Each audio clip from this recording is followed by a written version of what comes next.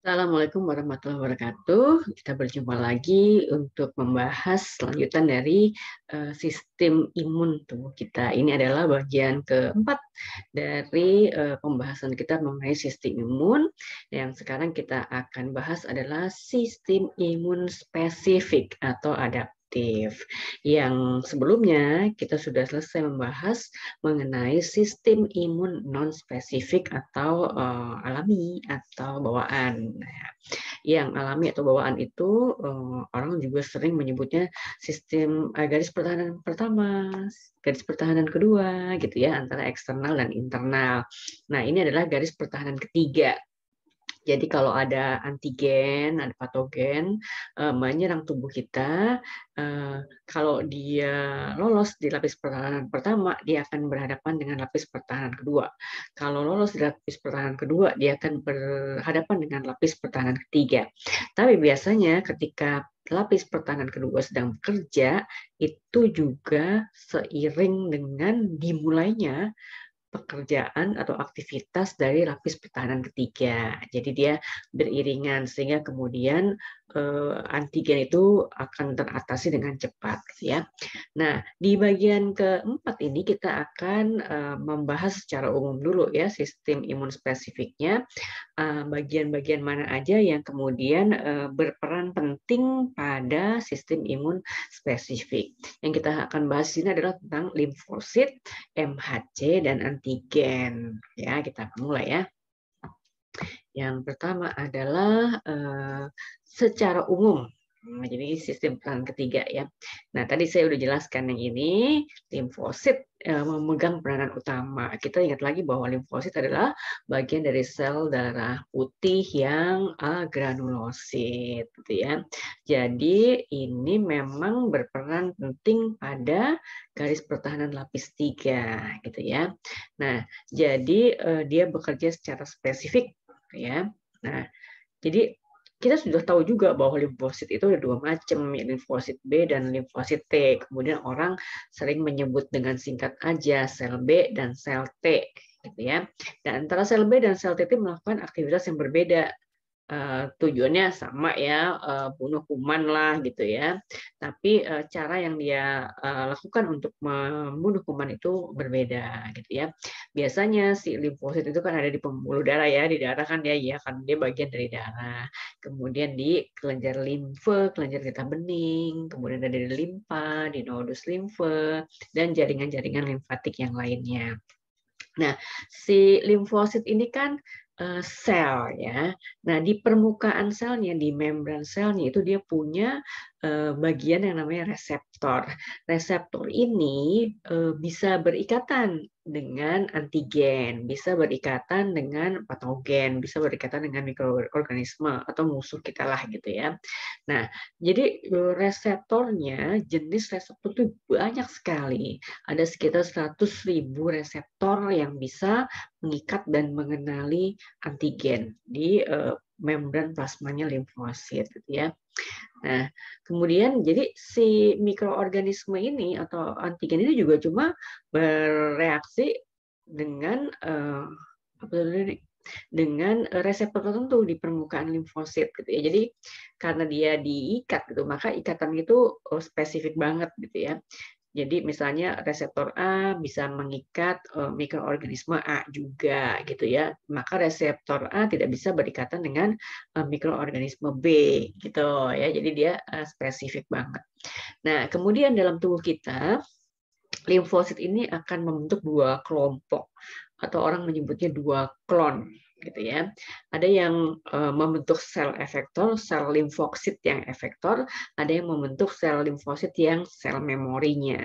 Kalau yang sel efektornya ini dia memang tugasnya adalah melawan dan menyerang antigen gitu ya. Tapi kalau yang sel memorinya sesuai dengan namanya, dia tugasnya itu mengingat-ingat, mengingat-ingat siapa musuh yang pernah datang, gitu ya. Kalau udah ingat itu dia sebenarnya udah tahu bagaimana cara menghadapi musuh ini, gitu ya. Nggak bertele-tele lagi, gitu ya.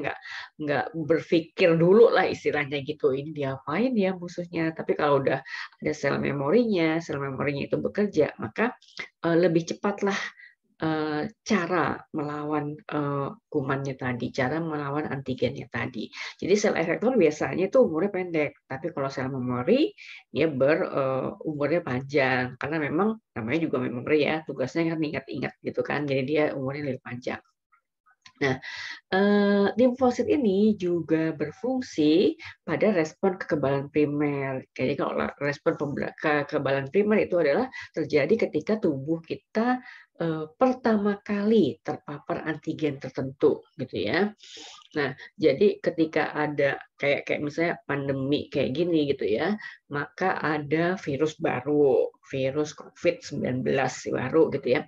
Ketika itu datang ke seseorang, ke tubuh seseorang yang dia sebelumnya tidak pernah bertemu, belum pernah bertemu COVID gitu ya, maka kedatangan si COVID tadi ke tubuh orang yang pertama kali terpapar itu akan membuat limfosit ini melakukan perbanyakan, akan membuat limfosit itu melakukan diferensiasi. Jadi kayak mengaktifkan gitu kehadiran COVID-19 di tubuh seseorang yang belum pernah kena COVID-19 itu justru akan mengaktifkan limfosit. Gitu kan kalau kita baca di mana-mana tulisan bahwa kalau kita diserang virus kan emang nggak ada obat virus, maka tubuh harus mengandalkan sistem pertahanannya. Tubuh harus mengandalkan sistem imunnya. Nah, ketika ada antigen pertama kali masuk, itu akan mengaktifkan pekerjaan atau mengaktifkan aktivitas sistem imun. Tadi sistem imun kan pasukannya macam-macam banget kan ya. Ada yang seluler, ada yang humoral, ada yang fagosit, ada yang pinositosik, dan ada yang non fagosit yang kita udah pelajari sebelumnya itu menjadi aktif gitu ya. Nah, kalau kerja limfosit terhadap paparan pertama antigen itu dia perlu waktu agak lama ya, 10-17 hari. Sampai kemudian sel efektornya tuh maksimal lah jumlahnya banyak gitu ya. Tapi selama periode ini juga ada pasukan sistem pertahanan lain yang bekerja bersamaan gitu. Jadi selama 10-17 hari ini ada sel B. Sel B itu adalah limfosit B ya, yang kemudian akan mengaktifkan sel yang namanya sel plasma gitu ya.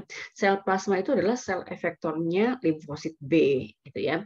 Nah, sel plasma ini kalau dia teraktifkan dia akan menghasilkan antibodi. Jadi penghasil antibodi adalah sel plasma. Sel plasma itu asalnya dari sel limfosit B. Nah, jadi sel plasma yang diaktifkan, sel plasma itu adalah sel efektornya B, sel T-nya juga diaktifkan. Jadi sel efektor T. Jadi sel-sel efektor T dan sel efektor B ini kemudian diaktifkan ya ketika ada paparan antigen yang pertama. Nah, kemudian ketika sel-sel pasukan limfosit ini kemudian berkembang banyak jadi sel-sel efektor, maka kemudian biasanya bisa saja kemudian si orang yang terpapar pertama kali ini sakit ya. Tapi seiring berjalannya waktu ketika sel efektornya bertambah banyak, maka penderitaannya si pasien ini akan berkurang sampai kemudian hilang sama sekali karena pasukan tadi sel B, sel T kayak gitu ya, itu akan berhadapan dengan antigen dan kemudian membersihkan antigen dari tubuh gitu ya. Nah, itu kalau ada paparan antigen yang pertama yang kita sebut dengan respon kekebalan primer. Nah, kalau ada paparan yang kedua gitu ya. Jadi kalau orang kemudian sembuh dari sakitnya, oke, sembuh dari sakitnya gitu ya. Nah, pada masa tertentu di depan gitu ya, maksudnya pada masa berikutnya ternyata dia terpapar lagi untuk yang kedua kali gitu kan ya. Nah, jadi kalau ada individu yang terpapar lagi dengan antigen yang sama di waktu yang lain, maka respon dari sistem kekebalan tubuh itu lebih cepat dibandingkan dengan yang sebelumnya. Yang limfosit tadi kan responnya antara 10-17 hari ya kalau paparan pertama. Tapi kalau paparan kedua cuma 2-7 hari aja Nah, itu udah bisa selesai. Kadang si individunya itu nggak merasa bahwa dia itu terpapar. Jadi ya dia merasa sehat-sehat aja gitu ya.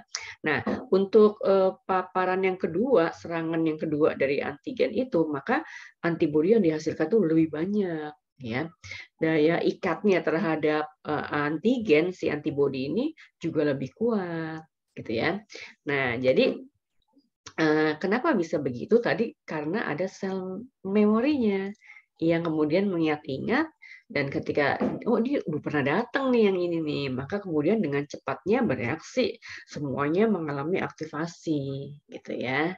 Nah, jadi itulah pentingnya sel memori. Ada sel memorinya T, ada sel memorinya B gitu ya. Nah, kemudian ada bagian lain yang juga penting di sistem pertahanan spesifik. Selain tadi kita udah bahas limfosit ya, yaitu MHC. MHC ini udah pernah keluar waktu pembahasan sebelumnya. Cuma saya bilang nanti aja dijelaskannya. Kamu asal tahu dulu aja, oke ya. Nah, ini MHC itu apa?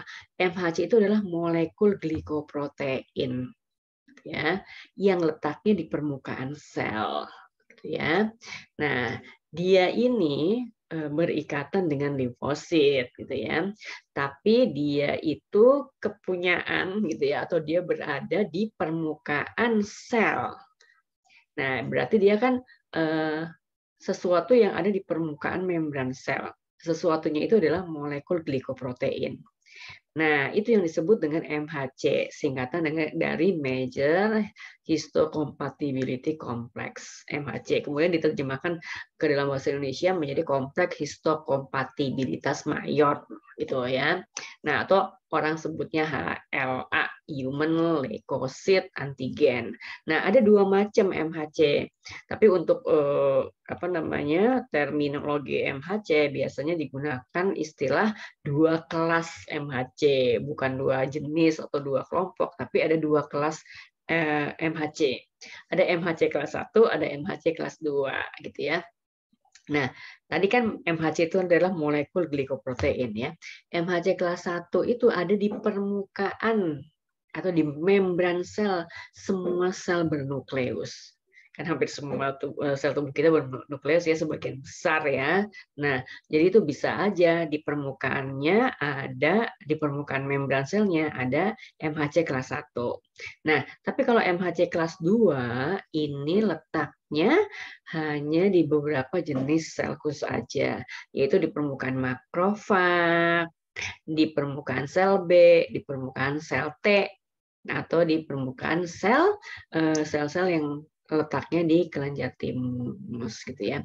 Nah, jenisnya MHC itu banyak banget ya, jenisnya banyak banget dan jumlahnya juga banyak. Jadi secara jumlah dia banyak, secara macam atau jenisnya juga banyak gitu ya. Sehingga kemudian menurut para ahli nggak ada tuh dua orang yang jenis MHC-nya sama, kecuali dia benar-benar kembar identik, bisa aja sama gitu ya. Nah, jadi karena beda antara setiap individu ini, maka MHC ini bisa juga dijadikan sidik jari. Sebenarnya sidik jari di sini istilahnya adalah bisa jadi penanda bagi si individu itu. Gitu ya. Karena dia berupa senyawa kimia, maka orang menyebutnya sidik jari biokimia gitu ya. Nah, jadi kalau orang kan ada sidik jari DNA, kalau untuk membedakan individu yang satu dengan individu yang lain, maka dilihat DNA-nya gitu. Ini sebenarnya bersaudara enggak, ini sebenarnya anaknya siapa, kayak gitu ya. Itu dilihat dari DNA-nya. Tapi selain DNA-nya juga bisa dilihat dari jenis MHC-nya gitu ya. Nah, kemudian si MHC ini nanti akan berinteraksi dengan sel T. Nah, jadi dia akan berikatan dengan sel T gitu ya. Tadi jangan lupa, dia tuh ada di mana? Di permukaan sel. Jadi di permukaan sel ada MHC, kemudian si MHC ini akan berikatan dengan sel T gitu ya. Jadi apa sih tugasnya MHC? Tugasnya MHC adalah berikatan dengan antigen dan MHC ini ada di permukaan sel. Jadi MHC inilah yang kemudian mempresentasikan antigen kepada sel T, gitu ya. Nah, kita udah mempelajari ada sel yang namanya APC kan ya, antigen presenting cell, sel yang menampilkan antigen. Nah, kemarin kita udah bahas apa sih yang kemarin kita bahas, yang APC itu makrofag ya. Jadi habis dia telan itu antigennya, kemudian masuklah ke dalam tubuhnya gitu ya, dalam sebuah vesikel, kemudian dihampiri oleh lisosoma, gabung, dicerna sama enzimnya lisosoma, kemudian remah-remahnya dikeluarkan secara eksositosis. Nah, jadi kemudian sekarang antigen ada di permukaannya makrofag. Maka sekarang makrofag yang ada antigen di permukaannya disebut APC, gitu kan ya, antigen presenting cell, sel yang mempresentasikan antigen. Nah, cara si makrofag atau sel lain mempresentasikan antigen itu dengan mengikatnya ke MHC. Jadi ini ada sel, kemudian di permukaannya ada MHC, MHC-nya inilah yang kemudian mengikat antigen ini. Oh, lihat gambarnya di sini ya. Nah, jadi ini ada sel, kemudian sel ini menelan antigen, dihancurkan, antigennya dikeluarkan di permukaannya.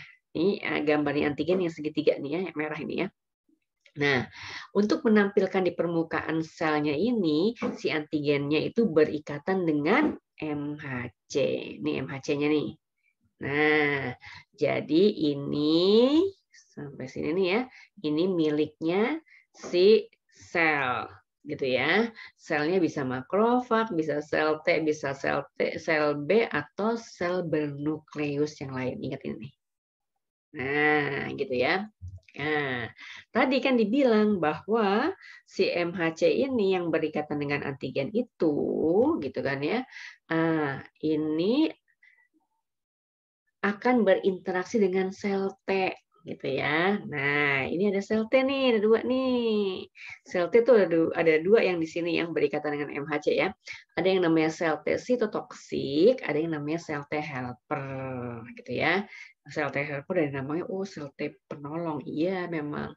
Ini sel T sitotoksik. Nah, ini sel T pembunuh, gitu ya. Nah, jadi ini ada sel T sitotoksik. Ini ada sel T helper. Nah, ini ada pasangannya. Sel T sitotoksik itu di permukaannya ada reseptor juga. Ini ada reseptor, ini ada reseptor. Reseptor itu tempat berikatan dengan molekul yang cocok sama dia, gitu ya. Cuma molekul yang cocok yang bisa berikatan dengan reseptor tertentu. Jadi ini reseptor punyanya sel T, gitu ya. Ini MHC punyanya sel yang terinfeksi, gitu kan ya, yang kemudian dia menampilkan fragmen antigen di sini. Ini MHC kelas 1, gitu kan ya. MHC kelas 1 itu bisanya berikatan dengan reseptornya sel T sitotoksik. Jadi ini pasangan nih. Kalau sel T sitotoksik, maka pasangannya adalah MHC kelas 1. Tadi kita tahu MHC kelas 1 itu berada di permukaan sel apa? Nah, berada di permukaan semua sel bernukleus gitu. Jadi ini selnya umum nih, semua sel bernukleus gitu ya. Kemudian kalau sel T helper itu reseptornya berikatan dengan MHC kelas 2. MHC kelas 2 itu berada di permukaan sel tertentu. Makrofag, sel T, sel B, dan sel-sel yang berhubungan dengan kelenjar timus. Gitu ya. Nah, jadi ini pasangan nih, pasangan. Kalau MHC kelas 2 pasti ini di bawahnya adalah sel T helper. Gitu. Kalau MHC kelas 2 pasti ini adalah makrofag atau sel B atau sel T. Gitu ya. Nah, kalau ini adalah sel T sitotoksik, maka dia berikatan dengan MHC kelas 1. MHC kelas 1 itu adanya di permukaan molekul sel yang bernukleus. Gitu ya. Jadi ini ikatan ini, pasangan ini nggak boleh lupa gitu ya, karena nanti dia akan berperan dalam proses yang berikutnya gitu ya. Nah, itu MHC.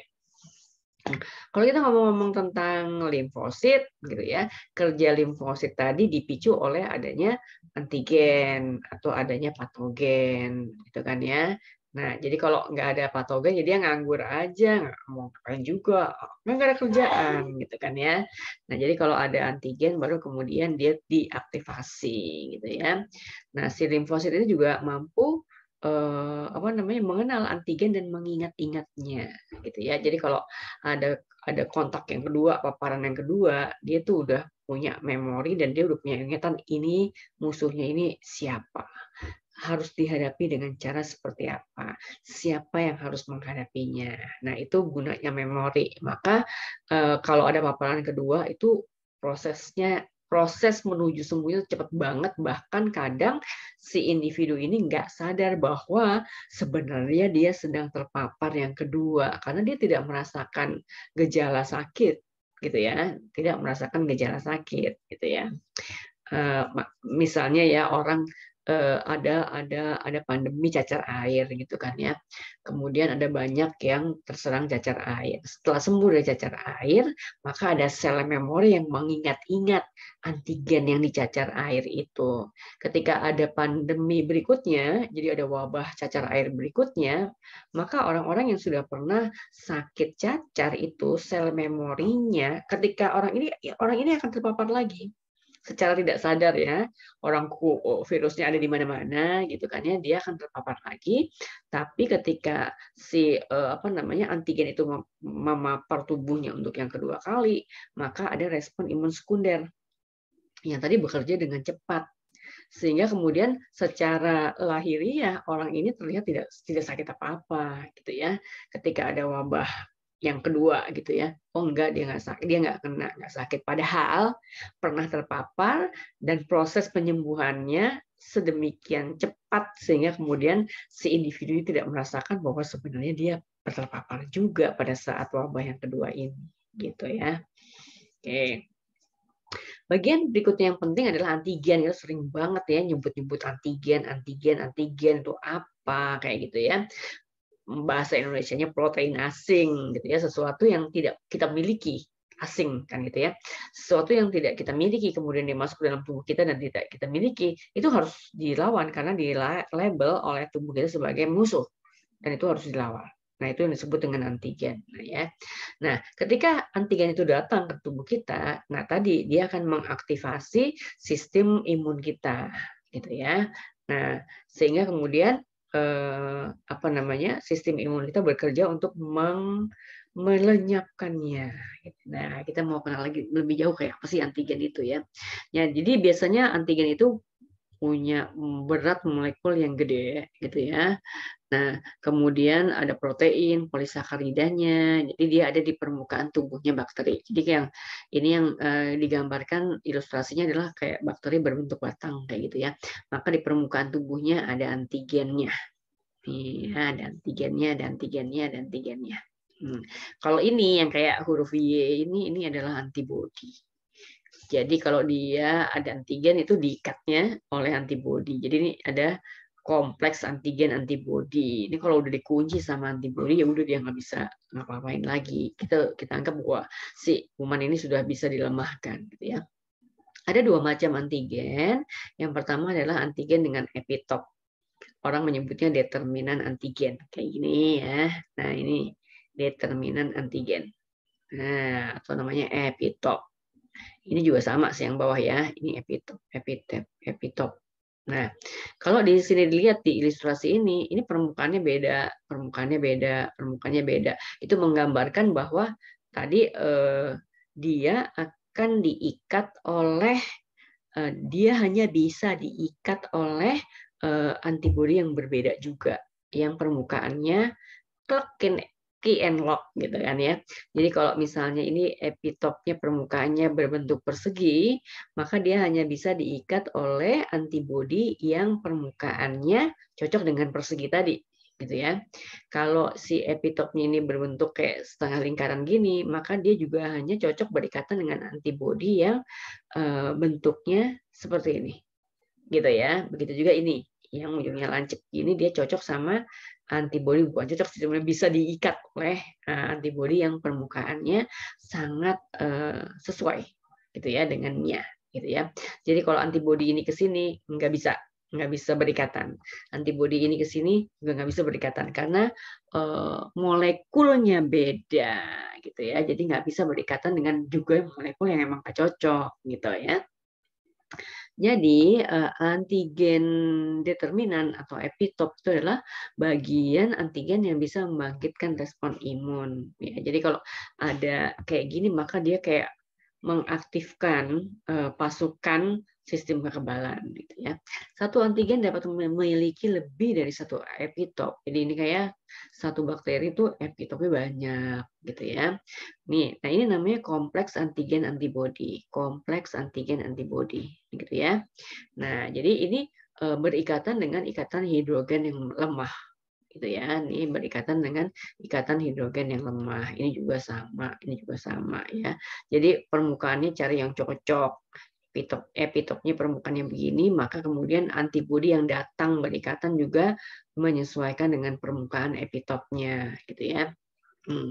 Yang kedua, jenis antigen yang kedua adalah hapten.